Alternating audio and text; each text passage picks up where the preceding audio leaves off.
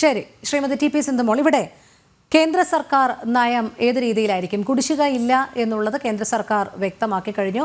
കുടുംബാരോഗ്യ ക്ഷേമ പെൻഷന്റെ ഭാഗമായിട്ടുള്ള ആസൂത്രണത്തിന്റെ ഭാഗമായി സംസ്ഥാനങ്ങൾക്ക് നൽകേണ്ടുന്ന വിഹിതം അവർ കൃത്യമായി നൽകുന്നുണ്ട് എന്ന് പറയുന്നു.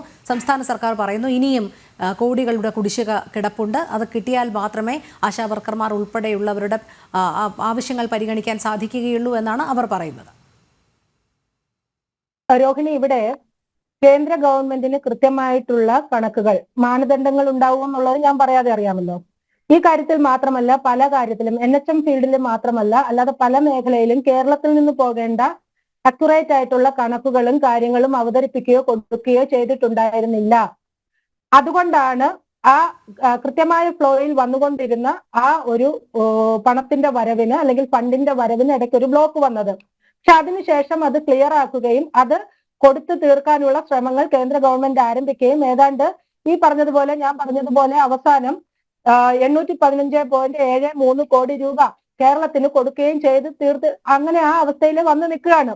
ഇനി എനിക്ക് തോന്നുന്ന അധികം ഒന്നും കൊടുക്കാനുണ്ടെന്ന് തോന്നുന്നില്ല. കൊടുക്കാനുണ്ടോ എന്ന് കൂടി പരിശോധിക്കണം. എന്റെ കയ്യിൽ ലാസ്റ്റ് വന്ന കണക്കനുസരിച്ചിട്ടാണ് ഞാൻ ഇത് പറഞ്ഞത്. ഞങ്ങൾ അത് പരിശോധിക്കുന്നുണ്ട്. കൃത്യമായിട്ട് ഞങ്ങൾക്ക് കേന്ദ്രത്തിലെ NHM-ൽ നിന്നും ആ കണക്കുകൾ കൃത്യമായിട്ട് കിട്ടും. ഞങ്ങൾ ഈ ഡേറ്റ അനുസരിച്ചിട്ടാണ് നിങ്ങളുടെ മുന്നിൽ വരുന്നത്. ഇവിടെ കൃത്യമായിട്ട് ഏതാണ്ട് 26,478 ആശാ വർക്കർമാരുണ്ട്. ഇവിടെ ആദ്യമൊക്കെ ഈ പറഞ്ഞതുപോലെ ഇവർക്ക് കൃത്യമായിട്ടുള്ള വർക്കിന്റെ സമയമൊന്നും അങ്ങനെയൊന്നും ഒരു ഘടന ഉണ്ടായിരുന്നില്ല. അവർക്ക് വേറെ എന്തെങ്കിലും ജോലിയിൽ എൻഗേജ്ഡ് ആകാമായിരുന്നു. ഇതൊരു പാർട്ട് ടൈം പോലെ ചെയ്യാമായിരുന്നു ഒരു കാലഘട്ടം ഉണ്ടായിരുന്നു. അന്ന് അതിനൊന്നും ഇവർ വാശി പിടിച്ചിട്ടുമില്ല.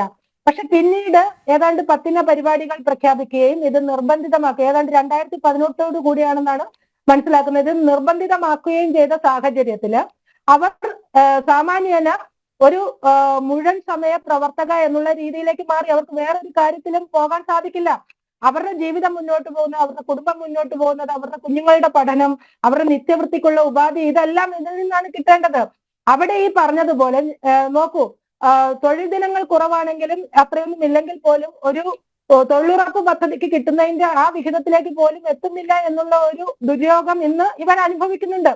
അതേസമയം ഇവർ ഒരു വാർഡ് മുഴുവൻ, ഒരാശാ വർക്കർ ഒരു വാർഡ് മുഴുവൻ വിശ്രമമില്ലാതെ, നമുക്കറിയാം നമ്മുടെ ഈ കൊടും ചൂടൊക്കെ എന്താണെന്ന് അറിയാം, അവർ വിശ്രമമില്ലാതെ നടക്കുന്നത് ഞാനും രോഹിണിയും നമ്മളൊക്കെ കാണുന്നതാണ്. ആശാ വർക്കർമാർ അവർ ഈ നടക്കുന്നത്, അവർക്ക് സഞ്ചരിക്കാനുള്ള മറ്റു മാർഗങ്ങളൊന്നുമില്ല, നടന്നാണ് അവർ ഈ വാർഡ് മുഴുവൻ പോകുന്നതൊക്കെ.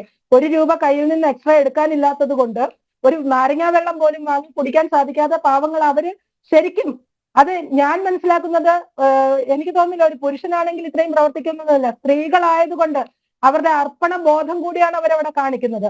ആ സ്ത്രീകളോട് ഇങ്ങനെ ഒരു ഗവൺമെന്റ് അവഗണന കാണിക്കുന്നു എന്ന് പറയുമ്പോൾ അവര് സെക്രട്ടേറിയറ്റിന്റെ മുന്നിൽ വന്ന് സമരം ചെയ്യുമ്പോൾ നിങ്ങൾ അത് നിർത്തിക്കോ, നിങ്ങളുടെ കാര്യം പിന്നെ പരിഗണിക്കാമെന്ന് പറഞ്ഞു വിടുകയല്ല ചെയ്യേണ്ടത്. ഇച്ഛാശക്തിയുള്ള ആരോഗ്യമന്ത്രിയാണെങ്കിൽ ഉടനടി, അവരൊരു സ്ത്രീയല്ലേ, ഉടനടി ആ പ്രശ്നം പരിഹരിക്കണം. എന്തിനെല്ലാം ഇനി ശരി, ഇവർ ഈ പറയുന്ന പോലെ ഇവരുടെ കയ്യിൽ ഒന്നുമില്ലെന്ന് പറയുന്നു, എവിടുന്നെങ്കിലും കണ്ടെത്തി ഇവർ കൊടുക്കണം. സ്ത്രീകളാണ് ഈ എരിവരി വയലത്ത് വന്ന് നിൽക്കുന്നത്. നിങ്ങളുടെ പ്രശ്നം പരിഹരിക്കാനാണ് ഞാൻ ഇവിടെ ഇരിക്കുന്നത്, ഞാൻ ആരോഗ്യമന്ത്രിയും ഒപ്പം ഒരു വനിതയുമാണ്, നിങ്ങൾ ഇങ്ങനെ ബുദ്ധിമുട്ടരുതെന്ന് പറയുന്ന നട്ടലുള്ള ഒരു ആരോഗ്യമന്ത്രിയാണ് കേരളം പ്രതീക്ഷിക്കുന്നത്. അത് ഒരിക്കലും ഉണ്ടായിട്ടില്ല, ഇപ്പോഴും ഉണ്ടായിട്ടില്ല. ഇതുവരെ പരിഹരിക്കുമെന്ന് പറയുന്നത് എന്താണ്? ഏതാണ്ട് 8-9 മാസം കഴിയുമ്പോൾ അടുത്ത തെരഞ്ഞെടുപ്പ് വരുമ്പോൾ കയ്യും കെട്ടി ഇറങ്ങിപ്പോകാനുള്ള സമയമാണ് ഇവർ ചോദിക്കുന്നത്. ഇവർ പരിഹരിക്കുകയൊന്നുമില്ല. ഇവിടെ PSCയുടെ കാര്യം പറഞ്ഞുകൊണ്ട് മാത്രം അതിലേക്കൂടെ ഞാൻ വരട്ടെ. ഈ കേരളത്തിന്റെ ജനസംഖ്യ ഏതാണ്ട് 3.5 കോടി, പോട്ടെ പുതിയ സെൻസസ് വന്നിട്ടില്ലെങ്കിൽ നമുക്ക് 4 കോടി എന്ന് കൂട്ടാം. ഇവിടെ PSC മെമ്പർമാർ എത്ര? 21 പേരാണ്.